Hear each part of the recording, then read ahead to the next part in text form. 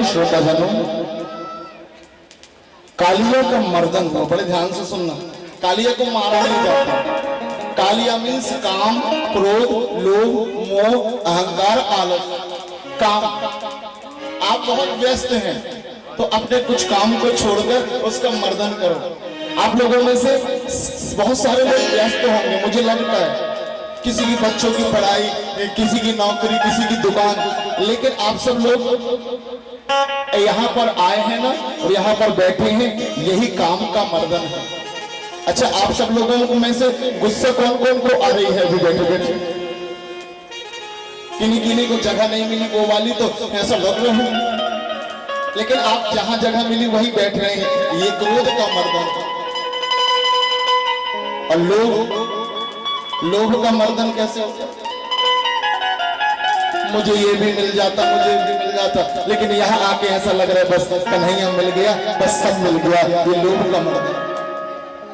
और मोह, घर में तो मालूम है ऐसा लगता है ये मेरा है, ये मेरा है, ये मेरा है, लेकिन जैसे ही सत्संग में आते हैं आपको यहाँ क्या लग रहा है? सब मेरे है, मैं सबका हूं। ये मोह का मर्दन है बोलो वृंदावन।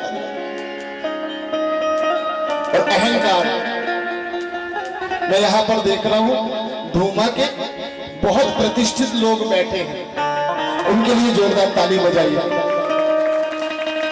लेकिन मालूम है इनके घर में डल्लब भी है, इनके घर में सोफे भी हैं, ये कभी नीचे बैठते ही नहीं है, लेकिन इन्होंने यहाँ पर आकर भट्टी में बैठकर अपने अहंकार का मर्दन कर दिया है। यही कालिया मर्दन है। काम, क्रोध, लोभ, मोह, अहंकार और आलस्य। वो अम्मा जी को जगा दो। आप जो ताली बजाते बजाते ऐसे जो घुटने मार रहे हैं ना हाथों से, यही आलस्य का मर्दन है। आप कालिया मर्दन कर रहे हैं। अच्छा, एक बात बताऊं, काम को मारो नहीं, पता चला दुकान बेच के आ जाते आप यहाँ पे, पता चला क्रोध कर ही नहीं रहे हैं, बेटा और बेटियां मनमानी कर रहे हैं, ये ठीक नहीं। अगर आपको लोभ नहीं होगा तो पता चला कोई काम ही नहीं कर रहे हैं, बस बैठे हैं, और भोजन की याद आई तो भिक्षा मांगने लगे, तो मारना नहीं है, मर्दन करना है। कभी कभी इन चीजों को छोड़कर ईश्वर का भजन करना ही कालिया मर्दन है बोल वृंदावन बिहारी। और अब वरुण लोक में नंद बाबा को पकड़ के ले जाया गया कि नंद डूबो आधी रात खबर शिकारे लई, हाथी एक डूबो है तो नंगे पैर दौड़े। नंद बाबा 3 बजे रात के पहले ही उठ के गए और डुबकी लगाई। एक बात और ध्यान देना, सभी सीधी कमर करके बैठे।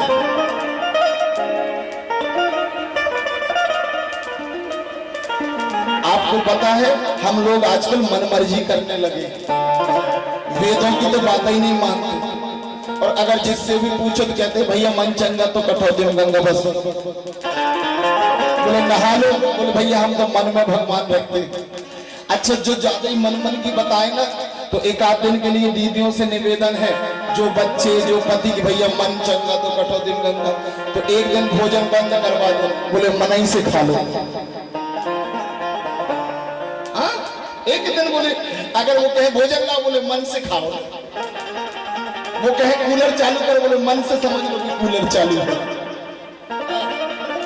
और बाद में कहे हमें कुछ पैसे दे दो, बोले मन से जितने निकालना है निकाल लो, गोदरेज नहीं खुलेगी आज।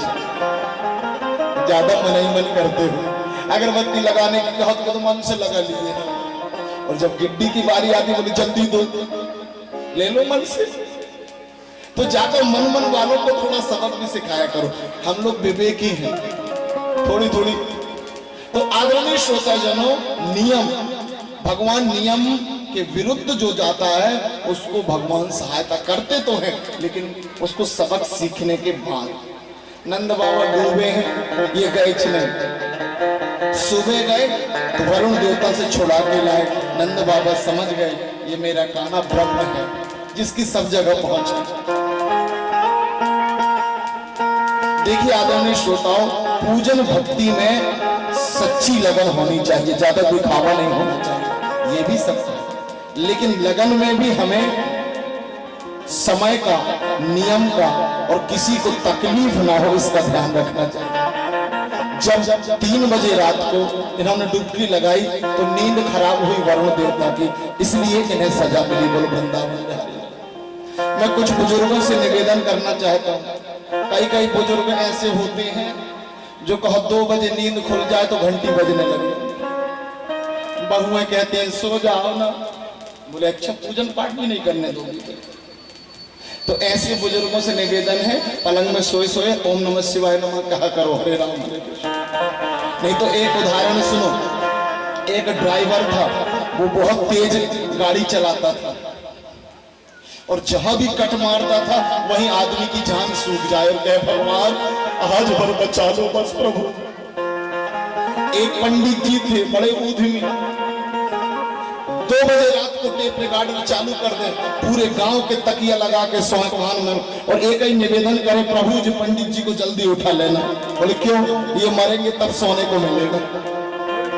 अब एक दिन तो जाना ही पड़ता था। पंडित जी भी गए और ड्राइवर भी गया।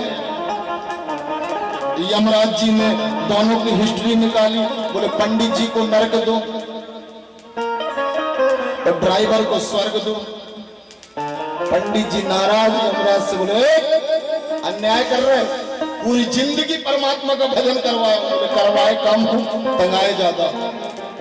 पूरा गांव कहता था जल्दी उठा लो प्रभु। और बोले ये ड्राइवर ने क्या किया है? बोले ये जब भी गाड़ी चलाता था तो पूरे यात्री कहते थे आज भर बचा लो प्रभु, तुम्हारा भजन कर लो, क्योंकि बड़ी तेज चलाता। तो आदरणीय श्रोता जन, ये दोनों बात रख दी मैंने। ज्यादा मन की भी मत करो और ज्यादा किसी को परेशान करके भी नियम मत बनाओ। तुम सत्संगी हो, सत्संग कर रहे हो, विवेक से ऐसे नियम बनाओ कि लोग धर्म से भी जुड़ जाए और तुम भी सुविधा से धर्म कर लो। यही सनातन धर्म है। बोलो वृंदावन बिहारी। जोर से बजाइए, धीरे में काम नहीं चला। इससे पता चलता है कि आप मानेंगे भी थोड़ी थोड़ी बात। अच्छा महाराज जी लोग जो होते हैं ना, हम दक्षिणा के बड़े लोग भी होते हैं और हमें भी बड़ा लोभ है। लेकिन कौन सी दक्षिणा? आप में मेरी भागवत जी सुनकर एक आध बात आपके जीवन में उतर जाए तो मेरी दक्षिणा पूरी हो जाएगी। आदरणीय श्रोता, एक बात, 100 बात में से एक बात बस, मेरा काम पूरा। आदरणीय श्रोता जन, उसके बाद माखन लीला। दूध कौन कौन के यहाँ होता है? जिनके यहाँ घड़ई का दूध होता है हाथ उठाओ। जिनके यहाँ घर का दूध होता है, बस माँ की सब खरीदा ही वाला। अच्छा माखन जो बनाते हैं वो हाथ उठाओ। अच्छा कन्हैया के लिए बनाते हैं कि खुदाई के लिए? कन्हैया के लिए। Very good very good. अच्छा चोरी करवाने के लिए बुलाते हो तो फिर सीधे ही दे देते? कन्हैया सबके यहाँ चोरी करके ही माखन चुराते हैं।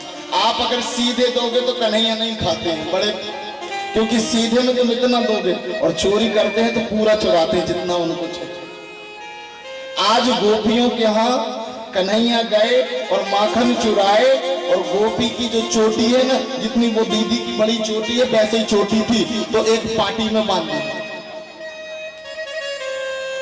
और जैसे ही पार्टी में बांधे और जब जाने लगे तो जोर से कहते हैं अब तो ठीक है भगवान। घर भर के आए, बोले भूत नहीं है कन्हैया।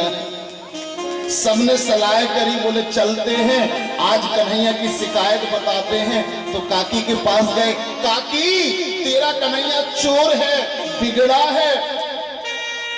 कन्हैया की मूंछ नहीं है लेकिन चाहे जब ताल ठोकते हैं। ए भाभी अगर असल की है तो पकड़ के बताना।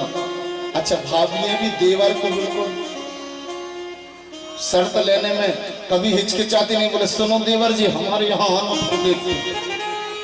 बोले आज तुम्हारे यहाँ आएंगे।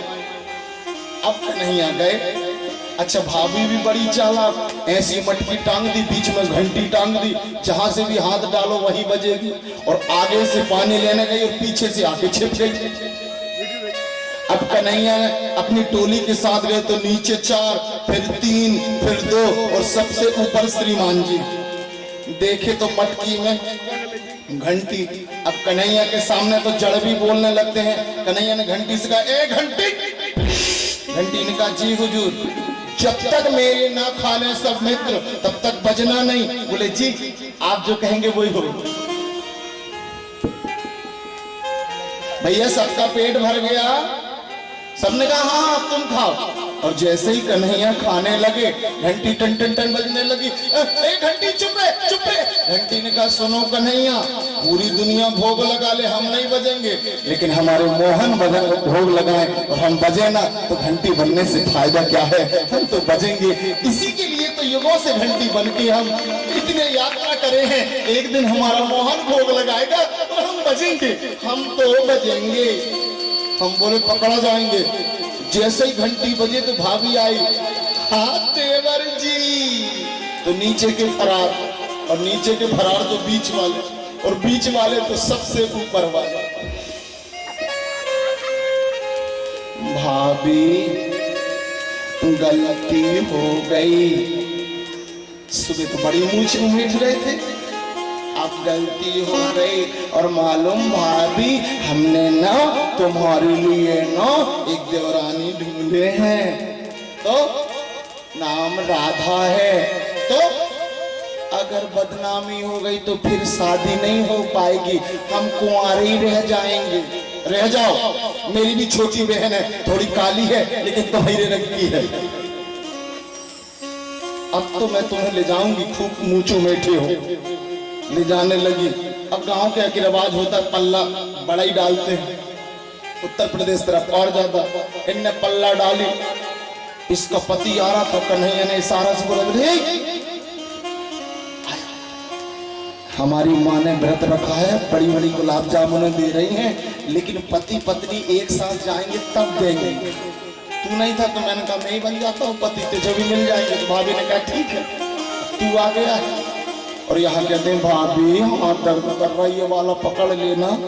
दूसरा ये वाला के चक्कर में खुदाई के पति का हाथ पकड़ा दिया।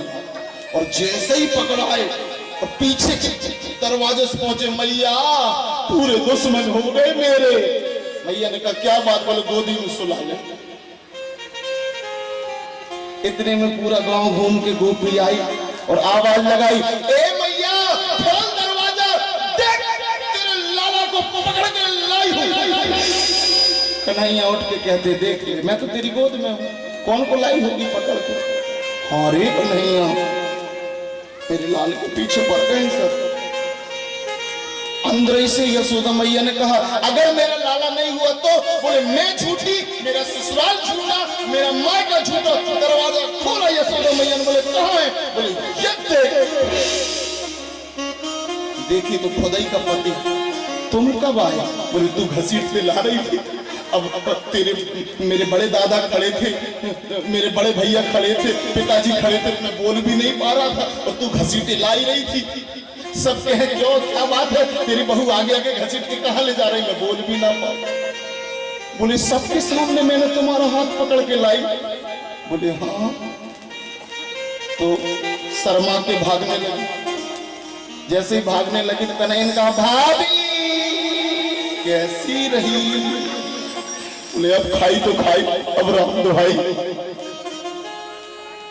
बोले हमसे टक्कर नहीं लेना। तो कान्हा न जाने किन किन से लड़ाई करते। लेकिन एक बात बताओ, कान्हा माखन चोर है। एक बार माखन चोर कन्हैया के लिए जोरदार ताली बजाइए।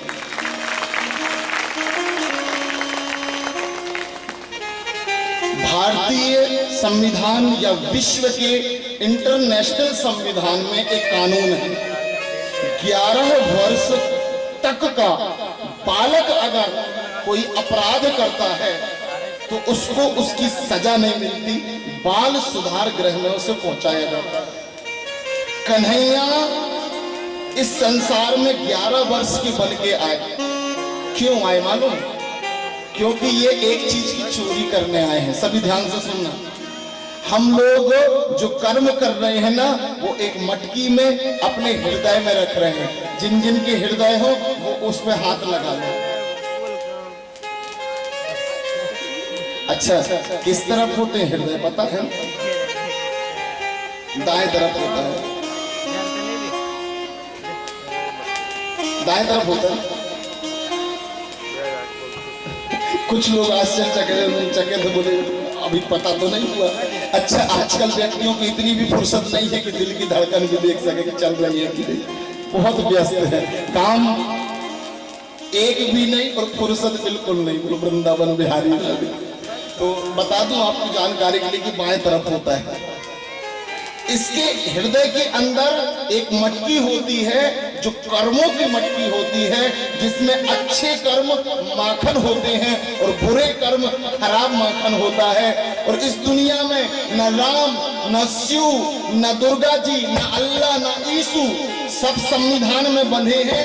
केवल इस विश्व में एक ही ब्रह्म है जो छोटा बन के आया है, उसका नाम कन्हैया है, जिसे अंतर्यामी कहते हैं। केवल वही आपके हृदय से मटकी को चुरा सकता है और माखन खा के आपके कर्म को खत्म कर सकता है।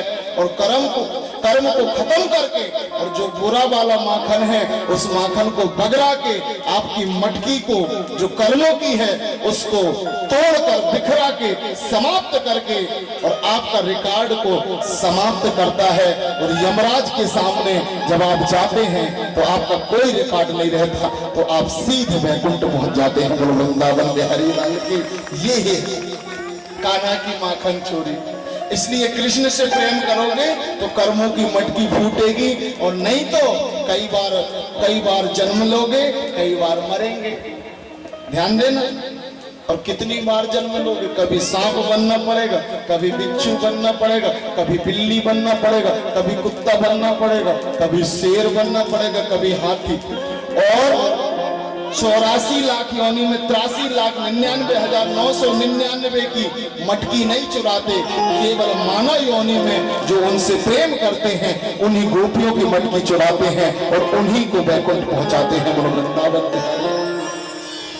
इसलिए ये माखन चोरी करके कन्हैया ने बताया कि मैं मटकी चुराऊंगा, लेकिन तुम्हें प्रेम करना पड़ेगा। लेकिन हमारी तो आदत बिगड़ गई। बिहार के एक नेता का नाम सुने हैं आप लोगों ने? अभी 14 साल की सजा मिली। क्या नाम है? लालू यादव। ये एक दिन दिल्ली गए और जैसे ही दिल्ली गए तो दिल्ली वालों से कहते हैं तुम बड़े अच्छे हो यार। दिल्ली वालों का क्या? बोले हम तो चारा खा खा के अपनी राजनीति चला रहे हैं और तुम दूध मलाई खा रहे हो। दिल्ली वालों ने कहा खाते तो हम भी चारा हैं, लेकिन दिमाग से खाते हैं। बोले कैसे?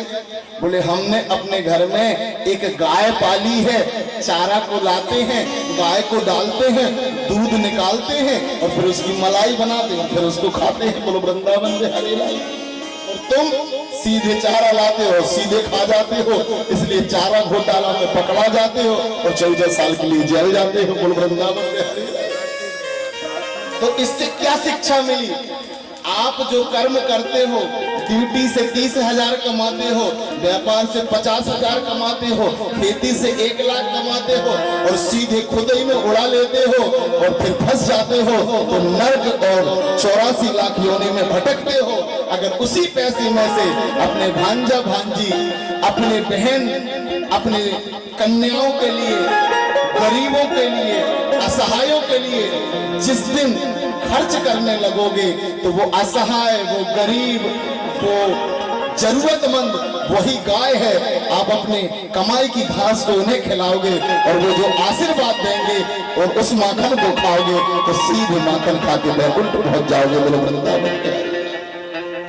तो सीधे सीधे मत खाइए। कई लोग कहते हैं भैया हम कमा रहे हैं, कई लोग कहते हैं हम कमा रहे हैं हम ही खाएंगे, लेकिन ऐसा नहीं चलता। तो आइए माखन लीला होने के बाद जिन जिन को अपनी मटकी फुड़वाना है वो प्रेम से मटकी फुड़वाने का प्रयास करेंगे। दोनों हाथ जोड़कर आप सबको मटकी चोरी करवाने, कौन कौन को करवाने? भाइयों में से, और जिनको अपनी मटकी ज्यादा ही अच्छी लग रही तो मत करवाओ, हम तो बिल्कुल चेहरे हैं, तुम आगे ही कर लो चोरी, हमें नहीं लेना है अब जन्म। कन्हैया आ जाओ, अंतर्यामी हो, अंतरकरण से चोरी करके ले जाओ, अब हमें नहीं चाहिए ये जन्म, थक गए हम। तो आइए अपने अपने मटकी को सामने से चोरी करवाएं। बहुत सारे कर्म बनाए हैं। गोपियां अपने हाथों से माखन बनाती थी और चोरी करवाती थी। हे गोविंद, हम भी अच्छे वाला माखन बना रहे हैं, यहाँ सत्संग में बैठकर कीर्तन वाला, भजन वाला, याद करने वाला, पुण्य वाला माखन बना रहे हैं, ये भी चुरा लो। और इसके साथ साथ जो हमने बुरा किया है वो वाला भी चुरा कर उसे बगरा दो और हमें इस भव सागर से पार लगा लो। ये निवेदन करिए आदरणीय, दोनों हाथ जोड़। तिरुला यशोदा छल गयूरी मेरो माखन चुरा कर बदल गयूरी। तिरुला यशोदा छल गयूरी मेरो माखन चुरा के बदल गयूरी। तिरुला यशोदा छल गयूरी मेरो माखन चुरा कर बदल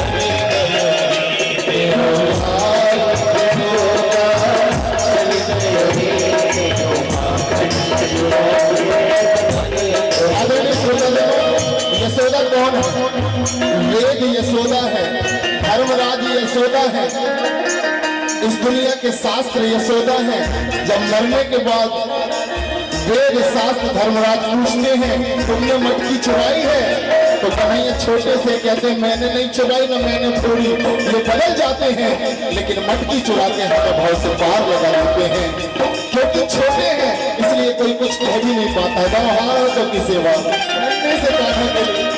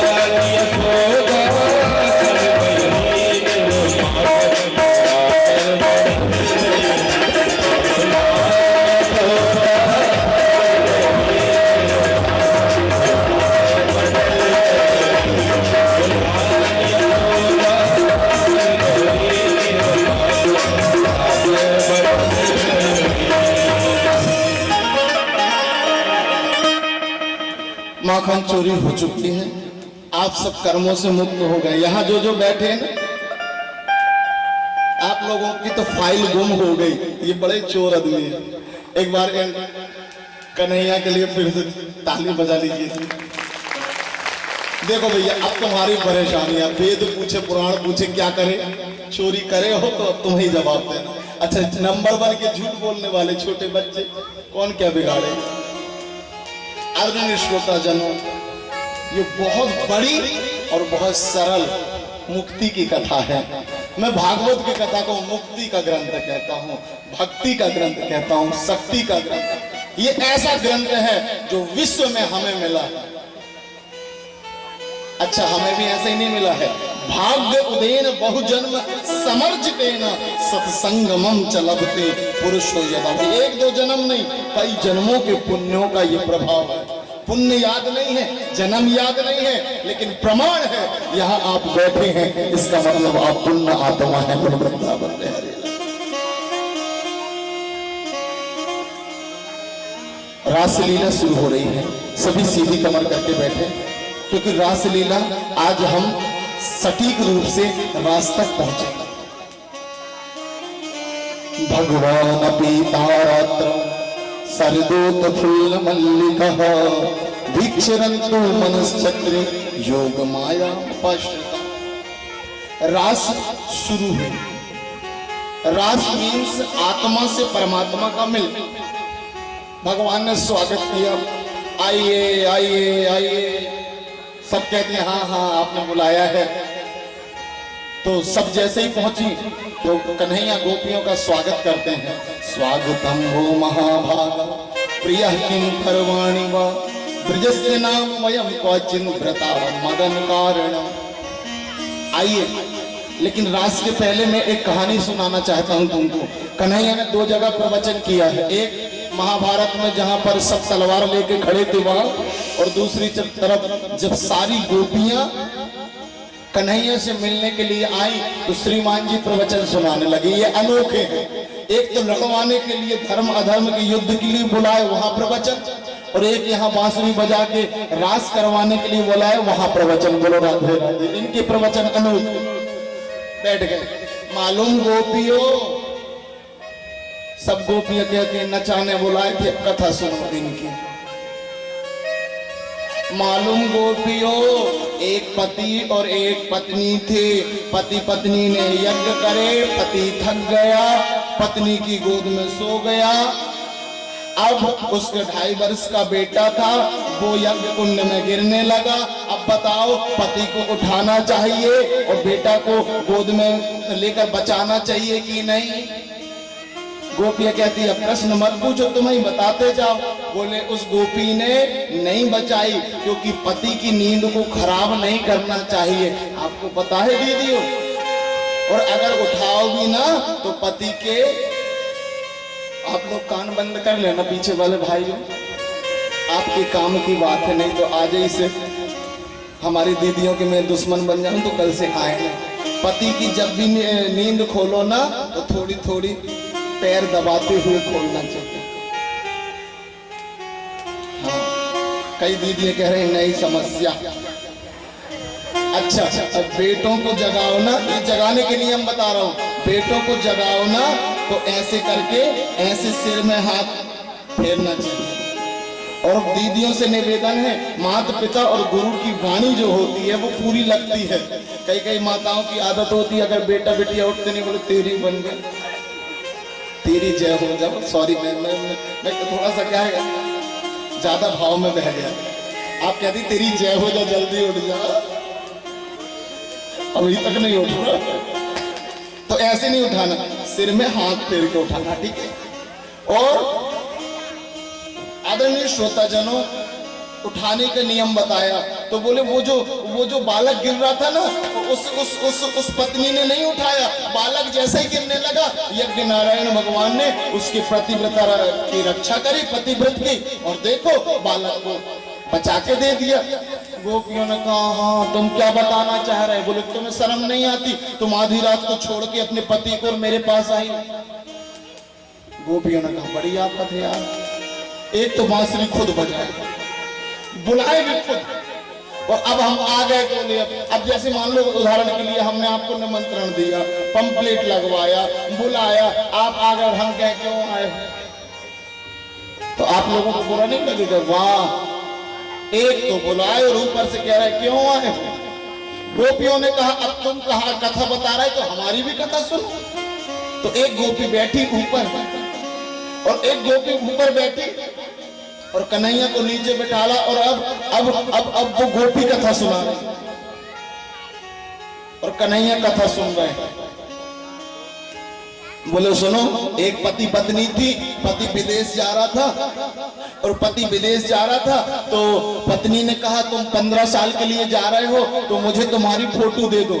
पति ने फोटो दे दिया तो पत्नी भोजन करती तो पति को खिलाती, उसके बाद आरती उतारती, सोने लगती तो उनको प्रणाम करती, सोती। एक दिन आरती उतार रही थी, भोजन करा रही थी कि बाहर से शंकर की आवाज आई, दरवाजा खोलो, दरवाजा खोलो। तो वो पति की आवाज थी। अब तुम बताओ कन्हैया क्या करें, फोटोज की पूजा करें कि फिर पति के लिए दरवाजा खोलें? कन्हैया ने कहा जब असली वाला आ गया है तो अब फोटो में क्यों गुती हो, दरवाजा खोलो। तो गोपी ने कहा वही तो समझाना चाहते हैं, जो घर में छोड़ के आए हैं वो फोटो वाला है जो आधार के लिए मिला था, और जो हम जिसके पास आए हैं वो असली है जो उद्धार के लिए मिला है। हम आ गए हैं गोविंद तेरे पास, हम आ गए। आप लोग नहीं बजाओगे इसी तरह बात, उससे ये पता चल जाता है कि कथा समझ में आ गई है, बोलो वृंदावन में आ गई। तो कन्हैया ने कहा अच्छा तुमने मुझे ब्रह्म माना ना, साधारण पुरुष तो नहीं माना? बोले नहीं, हमने आपको ब्रह्म माना। नृत्य होने लगा और जैसे ही नृत्य होने लगा, ध्यान देना समय कम है इसलिए थोड़ा जल्दी बता रहा हूं, गोपियों को अहंकार आ गया तो कन्हैया राधा जी को लेकर अदृश्य हो गए और जैसे ही राधा जी को लेकर अदृश्य हुए गोपियों का शरीर शिथिल हो गया।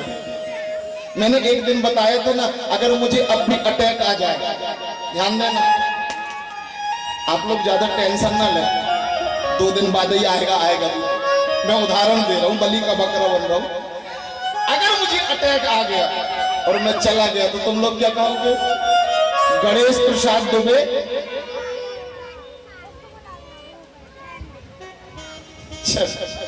चले गए, अच्छी सुना रहा है ये कथा। फिर कोई कहेगा अरे वो तो वही बैठे, जे है बाल, जे है सिर, जे है मुंह, जे है पेटी, जे है हाथ, जे है पैर, सब तो वही है। अरे बोले ये तो वो नहीं है जो कथा सुना रहे थे। बोले कथा कौन सुना रहे थे? बोले जो अंदर थे वो चले गए।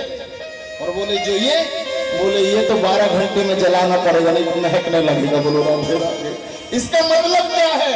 ये कोई काम का नहीं है, इसके अंदर जो कथा सुना रहा है आप काम के नहीं हैं, आपके अंदर जो आपको जीवित रखा है, दुकान चलवा रहा है, घर चलवा रहा है, पायलट बनाया है, नौकरी करवा रहा है, वो अंदर वाला है। बाहर वाले को तो एक ना एक दिन जलाना पड़ता है, जिससे हम मोह कर रहे हैं, वृंदावन अंदर वाला कर रहा है। और अंदर वाले कौन है? एक सांस रूपी राधा जो दिखती नहीं है और एक आत्मा रूपी कृष्ण। जब दोनों चले गए तो गोपियां रोने लगी। और गोपियां कौन हैं? गोपियां आत्माएं हैं। जब हमारे कृष्ण और राधा चले जाते हैं ना, जिनके भी घर से उनसे पूछो, उनके परिवार के सब रोते हैं। वो जो व्यक्ति जो 60 साल 70 साल 50 साल साथ में रहा वो तो डला रहता है, तो रो किसके लिए रहे हो? किसके लिए रो रहे हो? बोले जो चले गए उनके लिए रो रहे हैं। अरे वो तो ये हैं, सोए हैं, जिनमें चद्दर उड़ाए हो, आसपास बैठे। बोले ये तो जलाने के लिए ले जा रहे हैं। बोले रो किसके लिए रहे हो? बोले रो रहे हैं, आज तक जाना नहीं था जो सांस रूपी राधा थी और प्राण रूपी कृष्ण थे, आज पता चला वही असली थे। कामदेव ने वाण चलाई और कामदेव का कोई असर नहीं हुआ। कामदेव ने कन्हैया को एक सर्टिफिकेट दिया। सभी लोग इस तरफ ध्यान दें, कन्हैया का सर्टिफिकेट जो कामदेव को मिला। जो लोग ये गाना गाते हैं ना, वो एक फिल्मी गाना है ना, वो किसी को टाइगर ने गाया है, हम करें तो वो करें तो रासलीला और हम करें तो बोलना नहीं, समझना बस। तो कन्हैया को ये सर्टिफिकेट मिला है, सभी ध्यान दो। ये जो मोर का पंख है, ये कन्हैया को कामदेव से जीतने का सर्टिफिकेट है। जब आप लोग और हम लोग छोटे थे ना, तो सबके किताबों में ये रखा रहता था। कौन कौन के किताब में रहता था? ये देखो, हम पूछते थे, आप सबको प्रणाम है, हम पूछते थे माता पिता से, बोले ये क्यों रखते हैं? बोले विद्या आती है। लेकिन विद्या तो आती थी, लेकिन रियल बात यह है कि मोर के पंख अगर बच्चे अपने पुस्तकों में रखते हैं और बड़े अपने घर में रखते हैं, तो विद्या तो ठीक है, लेकिन उससे चरित्र आता है। क्योंकि मोर का निर्माण वासना से नहीं होता। जब भादों का महीना आता है और नर मोर ऐसे नाचता है और वो भाव विभोर होकर आंसू आते हैं, और उस आंसू को मादा मोर मतलब स्त्री मोर पी लेती है, और उसी आंसू से गर्भ धारण करके और फिर मोर को जन्म देती है। कभी भोग नहीं करती, आंसुओं से मोर का वंश चलता है, इसलिए मोर का पंख रखा जाता है। ये कन्हैया को सर्टिफिकेट है कि आप चरित्रवान हैं। ध्यान दीजिए, आप चरित्रवान हैं। और दूसरी बात, अब कन्हैया ने भोले बाबा को बुलाया, भोले बाबा आओ, फोन कर दिया। अब आप ये मत पूछना कि फोन था कि नहीं, उनके पास सब था। फोन कर दिया, फोन मतलब आत्मा का मैसेज, भोले बाबा जल्दी आओ, लेकिन साड़ी पहन के आना। अब जिनने अभी तक पूरे कपड़ा ना पहना, उनके साथ आफत हो गई। तो स्वाभाविक सी बात है, अपनी श्रीमती जी के पास गए, सुनो साड़ी है। और एक बात बताऊं, उस दिन पति की हालत खराब हो जाती जिस दिन उसके मुंह से निकल जाए साड़ी है। सब दीदियां कहती हैं तुमने लिए हो, पूरी मायके की है। अच्छा, मुझे यह समझ में नहीं आता भाई लोग साड़ी लेते क्यों नहीं अपने पत्नी के लिए? 80 साल की उम्र तक भी एक ही लड़ाई होती है, तुम ज्यादा मत बताओ ना, तुम्हारी एक साड़ी से नहीं दबे हैं जी। कई बुजुर्ग माताएं हंस रही, बोले सही कह रहे हैं गुरु जी। अच्छा, पति भी जेवर लेगा, जमीन लेगा, सबके लिए करेगा, पत्नी के लिए साड़ी नहीं लेता। मुझे समझ में नहीं आता। मैंने तो 3 ठो ले दिया 9 साल की शादी। मैंने कहा मुझसे लड़ाई ना हो। बोलो वृंदावन बिहारी जी। अरे भैया, जो दूध से जल गए हैं पूर्वज, तो अपन तो मही को भी फूक के पिएंगे ना। बोलो वृंदावन बिहारी जी। तो भोले बाबा बोले साड़ी है, बोले पूरी मायके की है। तो बोले एक ठो दे दो ना। बोले दे तो देंगे, लेकिन हम भी चलेंगे। भोले बाबा ने कहा ठीक है, आधी तुम चलो, आधी हम चलते हैं। भोले बाबा और पार्वती जी अर्धनारीश्वर बन के आए। बोले अर्धनारीश्वर भगवान की। आधी नारी और आधी पुरुष। इस दुनिया में आधी नारी है और आधी पुरुष है। यहाँ पर देखो, ये रास है, ये जो भागवत जी चल रही है ना, ये रास है। इसमें आधी नारी बैठी है, आधी पुरुष बैठे हैं, और भगवान श्री कृष्ण की कथा हो रही है। ये जो मेरे सामने बैठे हैं, यही अर्धनारीश्वर है। मैं आप सबको प्रणाम करता हूँ, मैं आप सबको प्रणाम करता हूँ। आप अर्धनारीश्वर ब्रह्म। अब रास क्या है? एक ही ब्रह्म है और बाकी सब गोपियां हैं। तो रास क्या है? अच्छा, आपके बच्चों की शादी कौन कौन की हो गई?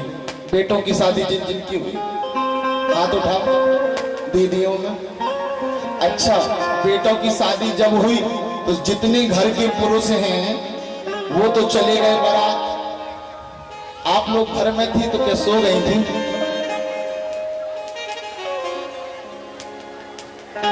भाई वो लोग तो बैंड बाजा लेके चले गए, आप क्या कर रहे थे घर में? जी कुछ खेलते हैं, मैंने सुना। अच्छा, हमारे देश में बदनामी अच्छी चीजों की कर दी गई। मेरी माँ, अभी मैं भोपाल गया था कथा करने, मेरी कथा यूट्यूब में भी डली है, मैंने भोपाल वालों से अच्छा लड़ा। मैंने कहा यार तुम लोग शहर वाले हमारी अच्छी चीजों को बिल्कुल बदनाम कर देते हो। मेरी माँ का नाम है रामाबाई। मैं भोपाल गया तो काम वाली वो पोछा लगाने आती थी, बोली तुम्हारे यहाँ बाई आई थी। मैंने सोचा कोई माँ आई, पता चला वो काम वाली को कहते हैं बाई। अच्छा, अपने यहाँ तो सबसे श्रेष्ठ शब्द बाई कहलाता है। अगर शहर में कोई को बाई कह दो तो कहो चाटा मिले, कोई अच्छी लेडीज हो उससे कहो और बाई कैसी हो। तो अच्छी चीजों को हमारे देश में बदनाम कर दिया गया है। ऐसे ही बाई हुआ या किसी का नाम रामू श्यामू, सारे नौकरों का नाम रामू श्यामू लो, अब आजकल लोग रखते ही नहीं। ऐसे ही जब बारात चली जाती है तो आप लोग क्या करते हैं? गौरैया खेलते हैं।